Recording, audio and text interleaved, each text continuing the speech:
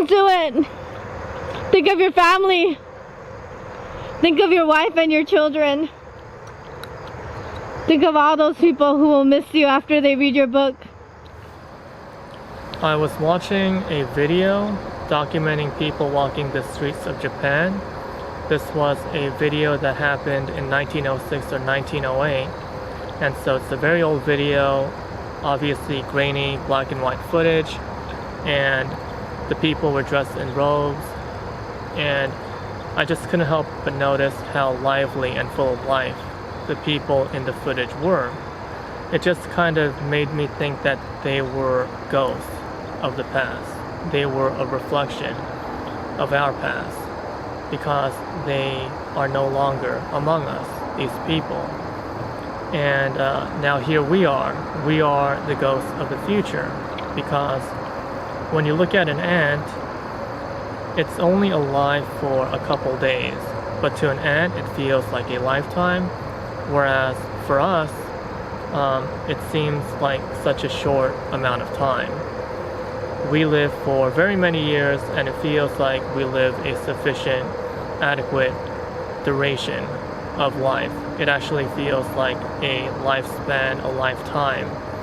Whereas compared to the cosmos, compared to the universe, which is trillions of years old, our lives are over in the blink of an eye, relative to the universe's age.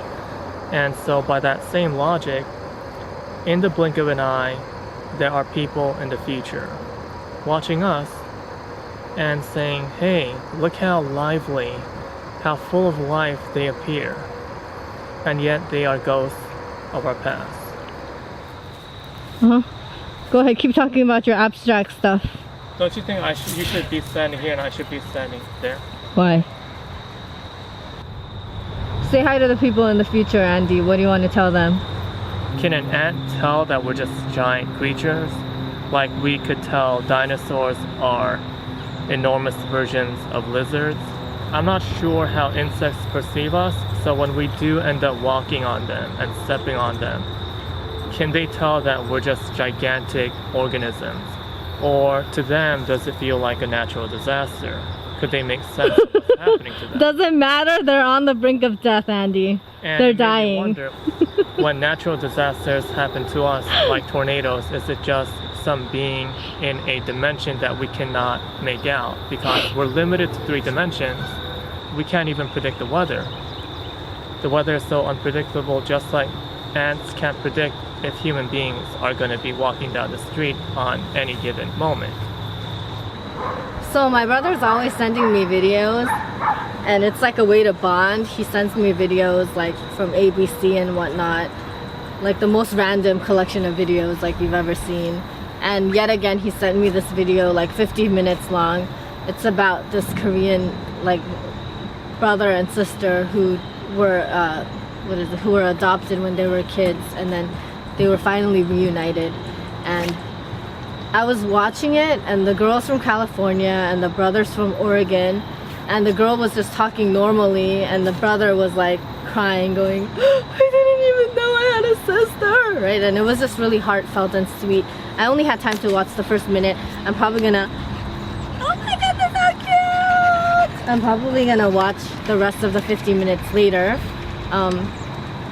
But I was saying to my brother, how come those people sound so normal? And then how come we don't, you know, like we... I was like, all these people passing by every time I'm about to get to this good part. And everybody seems to have a dog. Look at this one! So cute!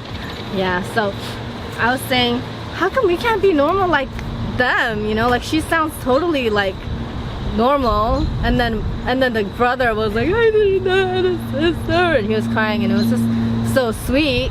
And then how come when we're on the videos, you're like blah blah blah blah blah blah blah blah blah, and then I'm like, oh my god, crazy. You know, why does it have to be that way? Like, why can't we be more normal? Sheesh, like them.